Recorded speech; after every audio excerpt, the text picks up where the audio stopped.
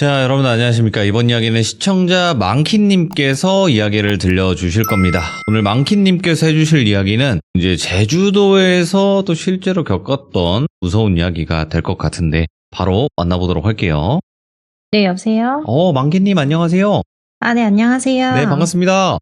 네, 반갑습니다, 돌비님. 네, 아이고, 오늘 또 부득이하게 좀 빨리 시작해서 이렇게 좀 당황시켜드려서 죄송합니다. 아닙니다. 네. 자, 일단은 네. 오늘 망키님께서 이렇게 찾아와 주셨는데, 오늘 해주실 이야기는 제주도 이야기일 것 같아요, 보니까. 네, 정확히 키워드는 거울입니다. 거울. 시들면서 거울이라는 그런 키워드도 많이 나오긴 했는데, 도대체 네. 어떤 이야기일지 출발을 바로 해보도록 하겠습니다. 렛츠가! 렛츠 기리십니다. 망키죠!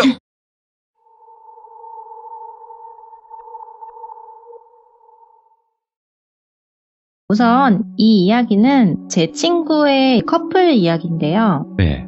이제 커플 남자애를 똘비, 여자애를 여친이라고 할게요. 왜 여친만 여친? 예. 네, 여친이라고 할게요. 똘비는 원래 경상도에 살았었는데 부모님이 경기도에 발령 나시면서 20살 때부터 위쪽으로 이사를 왔어요. 그리고 이제 공부도 나름 잘했고 대학도 잘 들어가서 서울에 있는 이제 대학교에도 다닌 거죠. 네, 그리고 취업도 누구나 알만한 대기업까지 들어가면서 네. 사회초년생들 사이에서는 쟤 성공했다. 이런 이제 부러움에 탔던 친구예요. 그러면서 독립을 하겠다 해서 서울에서 자취를 시작했대요. 그리고 이제 솔직히 본가가 자취방이랑 거리가 솔직히 안 멀었대요. 1시간에서 1시간 반 정도밖에 안 됐는데도 네. 이 자취에 대한 로망이 있어서 취업하자마자 이제 직장 근처에서 살기 시작한 거죠. 이제 또 취업했지, 자취했지, 1년 정도 지나니까 주변에서 소개팅 제의가 굉장히 많이 들어왔대요. 근데 돌비가 눈이 높아요. 소개팅을 많이 나갔었는데 감흥이 없었대요. 그러니까 얘가 예쁜 여자를 좋아하고 이런 게 아니라 마음에 맞는 사람이 없었대요. 기준이 있구나. 네, 기준이 있었던 거죠. 그러다가 이제 아는 형이 야 그럼 너랑 같은 고향인데 한번 만나볼래? 이렇게 해서 소개팅을 또 해주신 거예요. 그래서 자기 고향의 출신인 여자를 딱 만났대요. 근데 솔직히 아시잖아요. 그 외지에서 만난 지연 학연이 엄청 끌리잖아요. 예. 여자애가 엄청 창백할 정도로 얼굴이 하얗고 머리는 되게 까맸대요. 그리고 화장기는 없었는데 약간 보호 본능을 자극할 만한 그런 외형적인 모습이었대요. 말랐고 되게 숫기도 없어 보였고 그런 모습에 살짝 반했던 거예요. 왜냐하면 똘비가 공대 출신이거든요.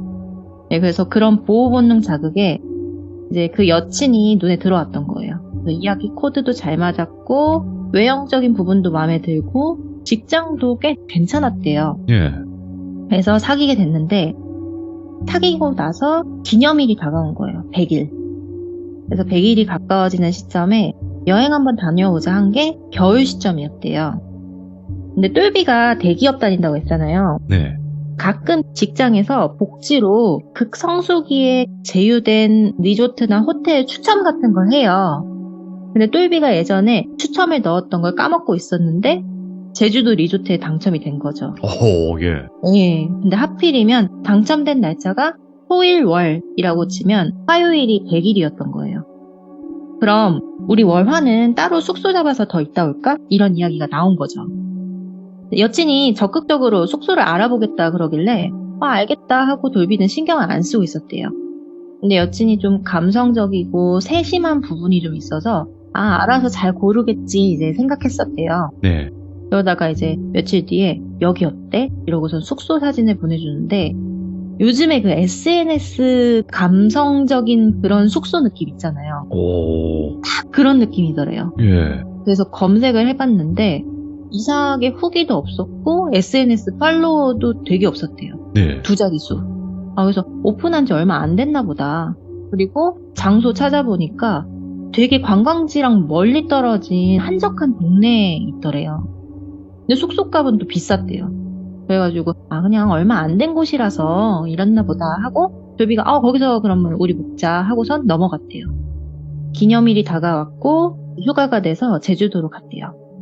리조트에서 진짜 잘 지냈대요. 그리고서는 이제 예약한 숙소로 딱 넘어왔대요. 근데 엄청 한적하고 조용한 동네였대요. 그 오는 내내 성수기인데도 사람이 안 보였대요. 그 도로변이 실제로 엄청 한적한 곳이래요. 그래서 뭐 이런 동네에 숙박업소가 있나 할 정도니까 딱 그 숙소에 도착을 했대요.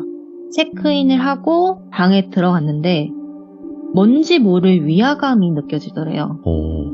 일단은 방 안에 거울이 되게 많았대요. 창문이 방마다 있었대요. 예. 화장실에도 있고 거실에도 있고 방 안에도 있고. 근데 거실에도 한두 개가 아니었대요. 창문이 되게 많았대요. 거울도 막 한두 개가 아니었던 거죠. 그래서 되게 방이 이상한 구조다라고 했는데 방 구조가 화장대 거울이 앞에 있으면은 바로 뒤에 또 거울이 있는 거예요. 그러니까 거울이 마주보고 있었던 거죠.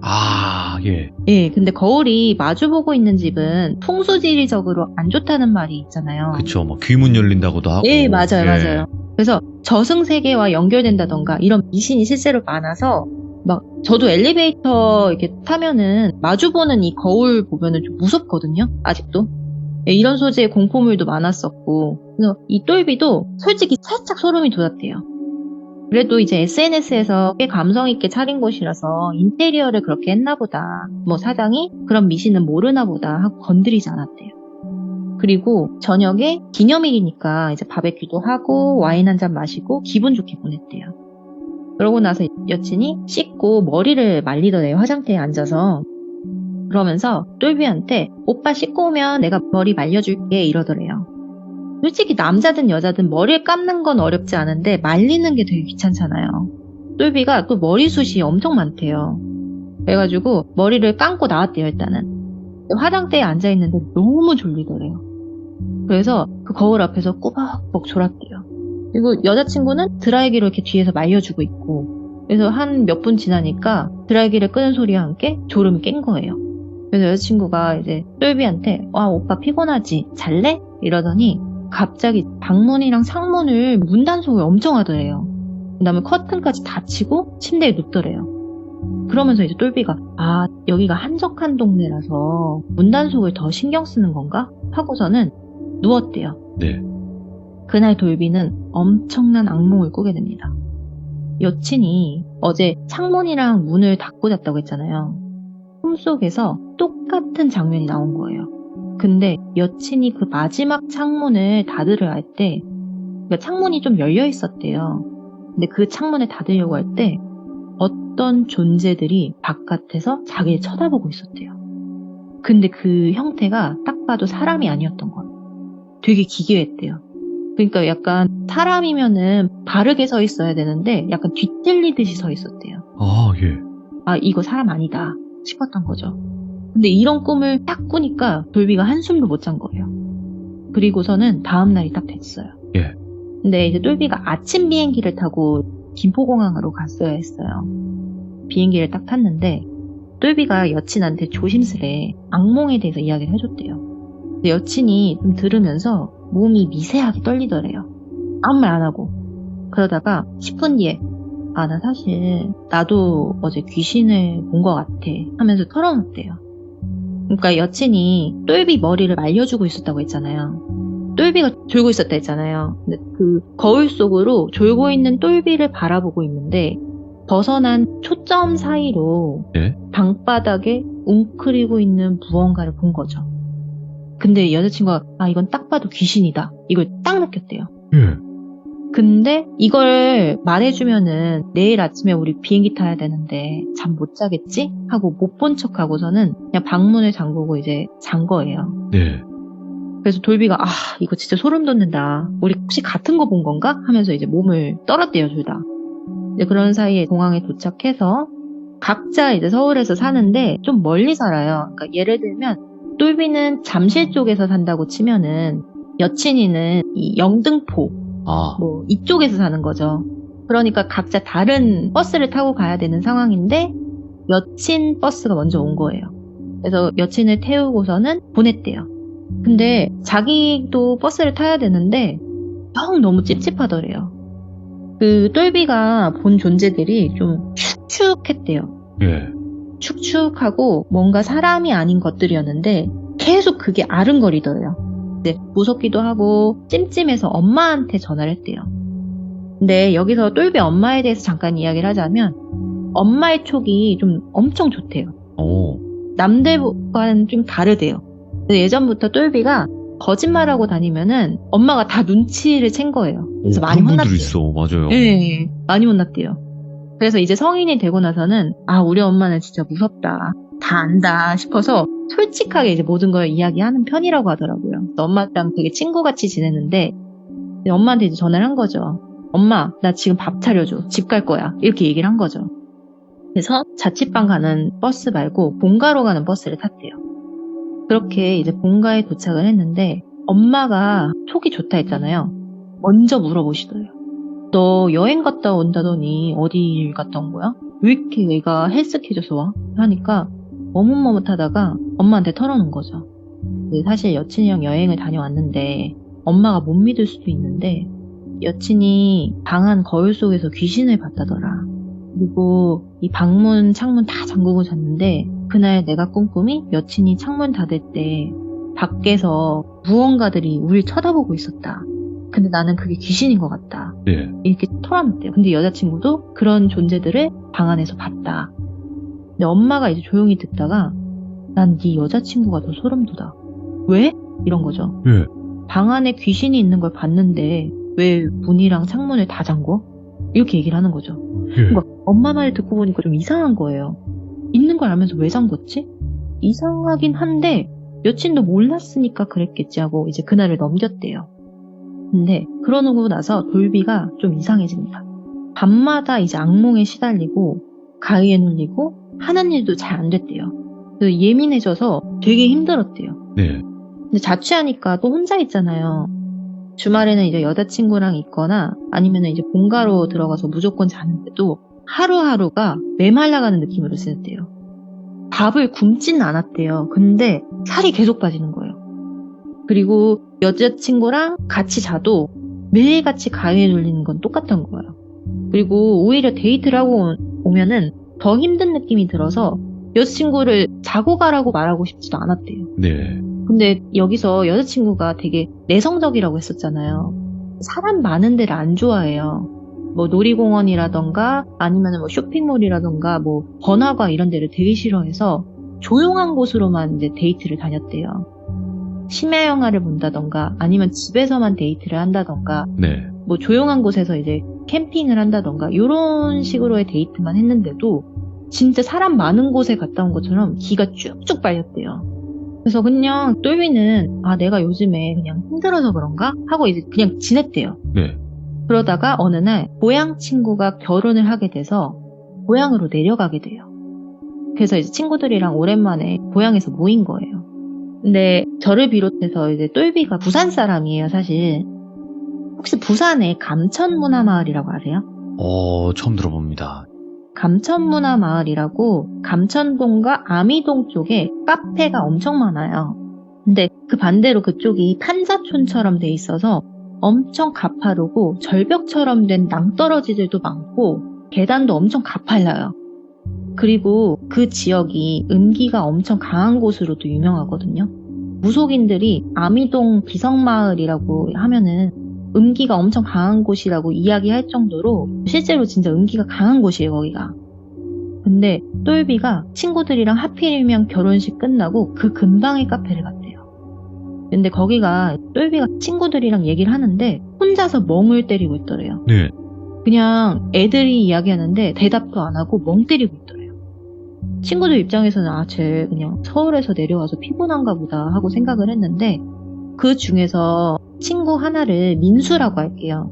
민수가 똘비랑 제일 친한데 이상한 거죠. 얘가 아무리 봐도. 그래서 야 똘비야 담배 한 대 태우자 나와 이렇게 얘기한 거죠. 네. 카페에서 데리고 나왔대요.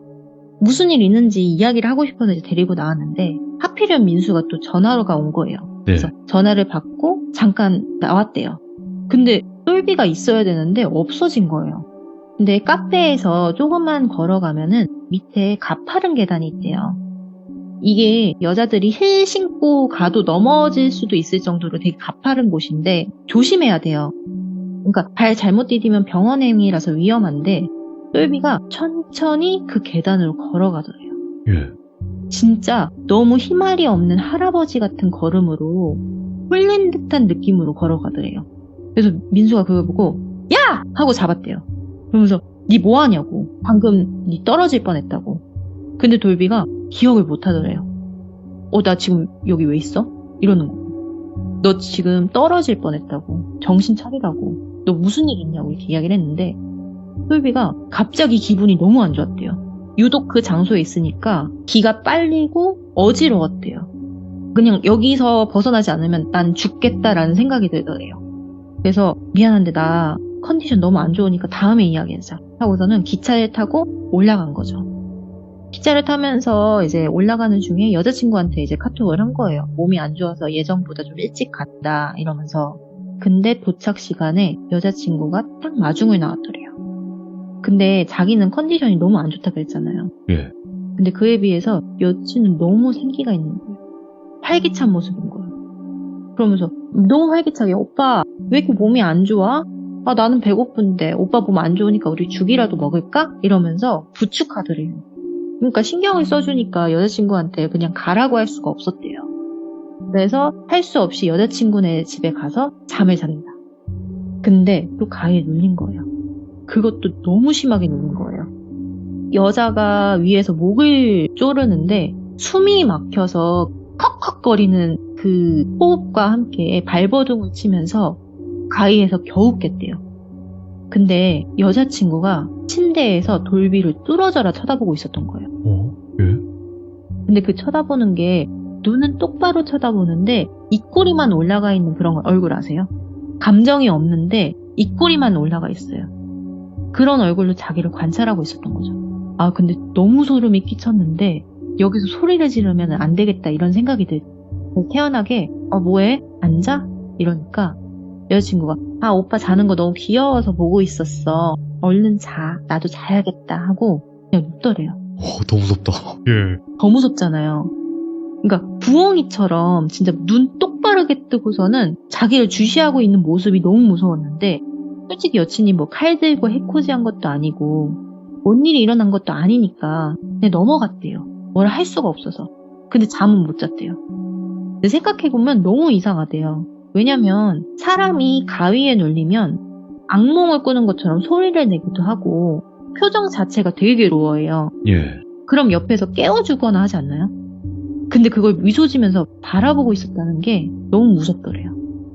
그래서 여친 집에서 아침이 되자마자 핑계를 대고 빨리 나왔대요.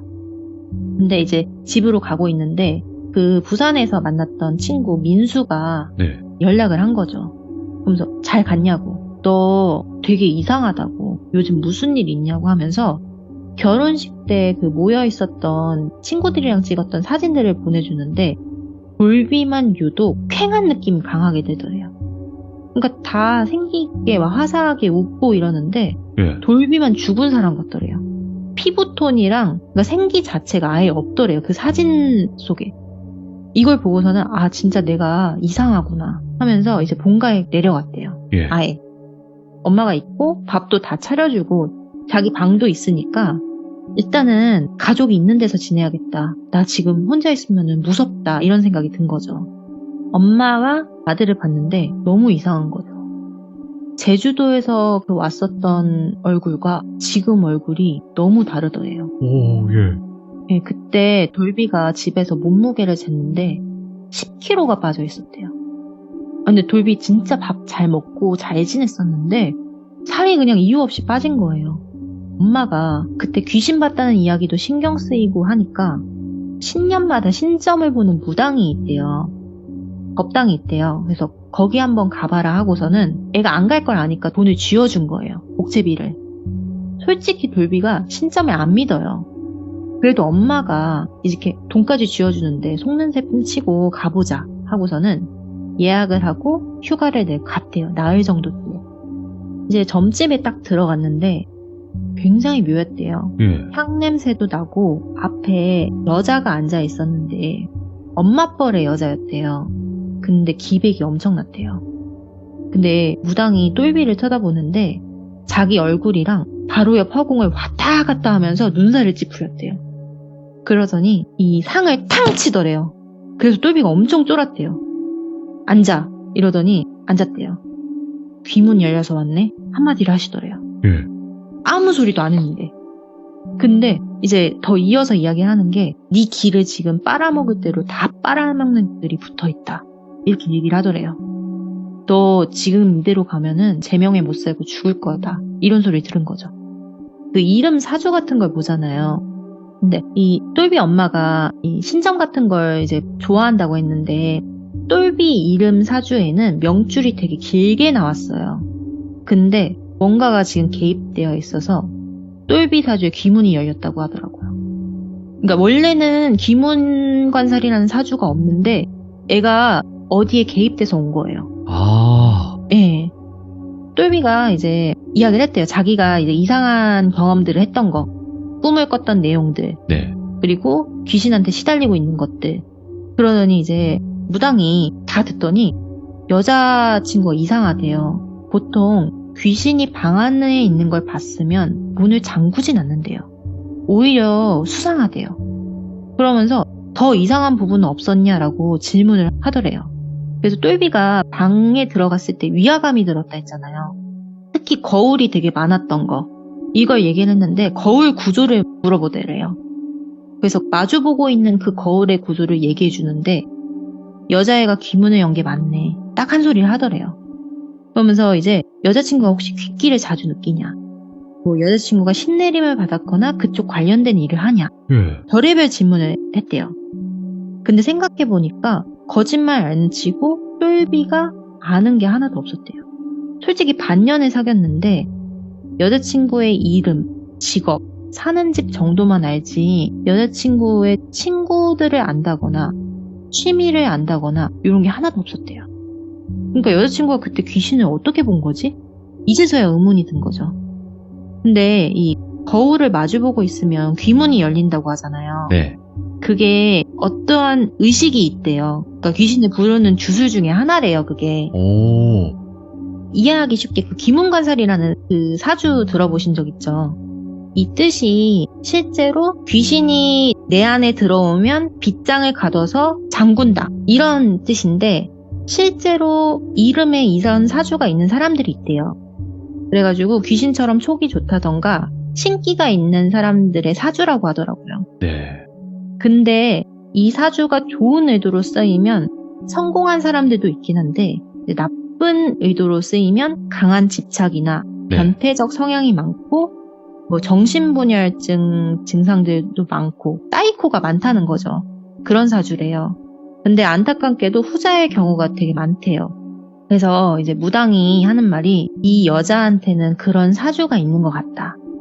근데 너한테 이걸 옮기려는 걸 보면 좋은 의도는 아닌 것 같다. 여자친구랑 거리를 둬라 하면서 부적을 써주더래요. 네. 근데 다행인 게 아직 귀문이 활짝 열린 게 아니래요. 똘비는. 음기가 많은 곳은 절대 가지 말라 그래요. 너 음기 많은 곳에 가면 죽어. 이렇게 얘기를 하는 거죠. 아, 그래서 감천 문화마을 갔을 때 혹시 내가 그랬던 게 이 음기 많은 곳에 가서 그랬나? 이런 생각이 들더래요. 그러면서 만약에 네가 또 가위에 눌린다면 이 부적을 몰래 여자친구 집에 숨겨서 둬봐라. 그리고 가급적이면 그 부적이랑 여자친구랑 멀리 떨어져 있어라.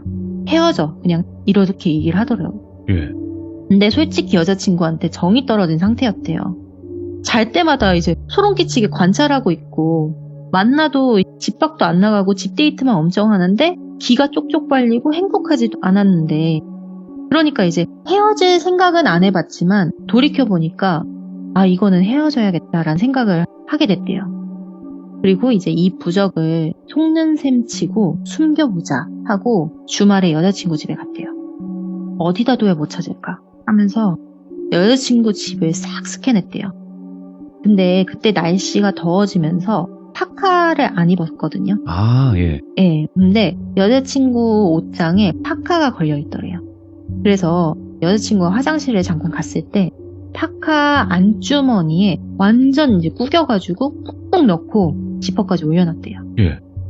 그러고 나서 이제 여자친구랑 적당히 이야기를 하고 내일 출근해야 되니까 일찍 헤어지자 이러고서는 자기 집으로 넘어갔대요. 왜냐면은 대면으로 헤어지자 그러면 너무 무서웠대요. 이 여자친구가 무서운 거죠. 그래서 카톡으로 이별을 구했대요. 좀 찌질하지만. 카톡 이별. 그냥, 오. 예, 그냥 나 지방으로 발령이 났다. 그리고 엄청 바빠질 것 같고 보기도 힘들 것 같다. 그래서 우리 이렇게 좀 멀리 떨어져서 지내니까 헤어지는 게 맞는 것 같다. 이렇게 네. 이야기를 한 거죠. 근데 여자친구가 그거에 대답은 안 하고 어디로 가는데? 나도 그쪽으로 이직하면 되잖아. 우리 만나서 얘기해. 이러면서 카톡이 계속 오더래요. 예. 근데 3분 안에 답장을 안 하면 계속 오고 전화 오고 집착이 장난이 아니었던 거예요. 예. 이게 무섭더래요. 근데 여자친구가 자취방 주소까지 알잖아요. 찾아올 것 같더래요. 그래서 생각한 게 자취방 짐을 필요한 것들을 다 싸서 본가로 들어갔대요. 예. 다행히 여자친구가 본가 주소를 몰라요. 그래서 본가로 넘어갔대요. 그러고 나서 이제 여자친구를 차단을 해버렸대요. 그러고 나서 이제 연락이 끊겼는데 여자친구랑 이제 연락을 안 하고 나서 생각을 좀 해봤대요. 돌이켜서. 근데 솔직히 숙소도 여자친구가 찾아서 예약을 한 거였고 돌이켜보면은 소름 돋는 부분들이 너무 주마등처럼 지나갔대요. 근데 이제 시간이 좀 지나니까 멀리 떨어져 있어서 그런지 악몽도 안 꾸더래요. 예. 되게 신기하더래요. 머리가 좀 맑아지는 기분이 들더래요. 그래서 마음이 이제 어느 정도 평안해졌을 때 자취방에 있는 짐을 좀 빼러 갔대요. 한 2달 정도 지나서 짐 빼야 되니까 아빠 차를 빌려서 운전해가지고 서울로 가는데 네. 원룸촌에 가려면 1시간 반 정도 걸렸대요. 딱 도착을 했는데 빌라 안으로 들어가면은 바로 옆에 우편함이 보이잖아요. 근데 2달에 비웠다고 했잖아요.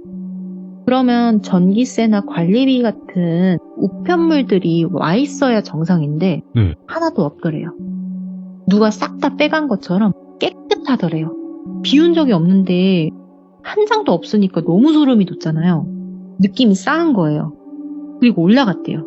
뛰어서 올라가서 비밀번호를 치고 들어갔는데 딱 문을 열었는데 자기가 옷 안에 넣었던 부적 있잖아요. 예. 그게 완전히 찢겨져서 신발 벗는 곳에 뿌려져 있더래요. 너무 소름이 돋아서 소리를 지르면서 나왔대요. 그래서 무당을 찾아갔대요. 여자친구가 눈치를 챈 건지 이게 찢겨져서 집에 뿌려져 있었다고. 저 어떡하냐고 이러니까 오히려 무당이 다행이라는 표정으로 자기 주술이 통하지 않았으니 분을 표출한 거다. 그거 그냥 모아서 태워버리라고. 지금 너 못 찾아서 다행인 거라고 이야기를 하더래요. 그리고 더 이야기해 주시는 게 그때 너한테 얘기를 안 했는데 아마 여친이 제주도 숙소에서 귀문을 여는 의식을 치렀던 것 같다. 예. 네가 그래서 그때 못 봤던 게 졸았다고 했잖아요. 의식을 치름과 동시에 이제 졸았던 거예요. 그리고 꿈속에서 본 이 바깥에 있었던 존재들은 그 방에서 이제 귀문이 열렸으니 찾아온 것들이었다고. 그리고 어떤 의도인지는 모르겠는데 귀문을 열어서 너를 그동안 갖고 논 거라고. 예. 네가 이게 길을 잃어가는 모습을 보면서 자기는 활력을 찾거나 아니면은 재미로 그랬거나 알 수는 없다고. 근데 얘 한두 번 한 거 아니라고. 하는 짓 보면 다른 사람한테도 똑같은 짓 그대로 할 거라고. 이렇게 말씀을 하시더래요. 너 걔 옆에 있었으면 죽었다고. 당분간 연애도 하지 말고 기력을 회복해라. 딱 그런 말씀만 하시고서는 보내더래요. 그러고서는 이제 시간이 좀 지나서 똘비가 그 여자친구를 소개해준 형이 있을 거 아니야, 지인. 조심스럽게 물어봤대요. 형, 걔 어떻게 지내? 물어봤는데 행방을 모른대요. 어? 그러니까 그 지인도 동호회에서 알게 된 여자인데 동호회도 그 헤어진 무렵에 탈퇴해버리고 카톡도 탈퇴해버리고 연락도 아예 안 받는데요. 그래서 행적을 알 수가 없대요. 완전 미스테리 하면서 다 끝나버리네. 네, 그리고 회사도 알고 보니까 거짓말이었던 거예요. 와. 네, 그 자취방도 근데 가고 싶지가 않잖아요. 그래서 그렇죠. 그 부적 찢겨진 거를 해결을 해야 되는데 동생한테 이제 돈을 주면서 시킨 거예요. 한 번만 도와달라고.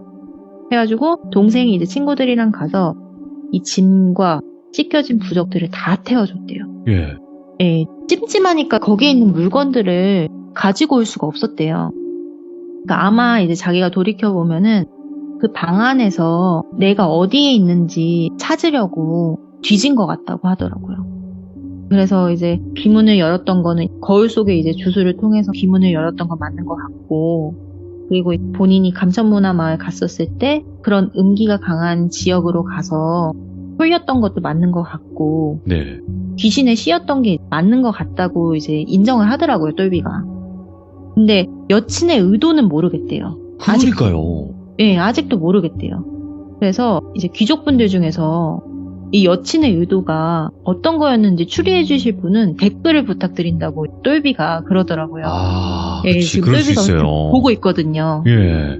예, 그래서 저희 이야기는 여기까지입니다. 야, 이게 진짜 무서우면 그곳에 가지도 못해요. 그래서 이렇게 부탁하는 분들도 있거든요. 나 대신 좀 가줄 네. 수 있냐 이러면서. 예, 그렇죠.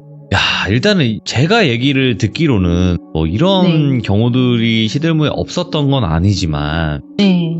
사실상 어떠한 목적이 있다 없다를 얘기할 수 있는 상황이 아니라고 생각을 해요. 그렇죠. 예, 왜냐면 목적이 있다고 하기에는 우리가 이해할 선을 넘었을 수도 있다고 생각을 하거든요. 귀신들 자체가 목적이 저희가 상상하는 그런 목적을 가지고 뚜렷한 목적을 가지고 행하는 건 아니기 때문에 그렇죠. 근데 진짜 이 일을 겪으셨을 때는 굉장히 무서우셨겠다라는 생각이 드네요. 예, 안 그래도 네. 이제 똘비가 그 이야기 해주기 전까지는 네. 이제 좀 시간이 지났긴 한데 아무한테도 말을 못했대요. 이게 귀신의 시인 건지 뭔지도 모르겠고, 네. 그리고 여자친구가 찾아올까봐 이 부분에 대해서 제보도 못하겠다고 하더라고요.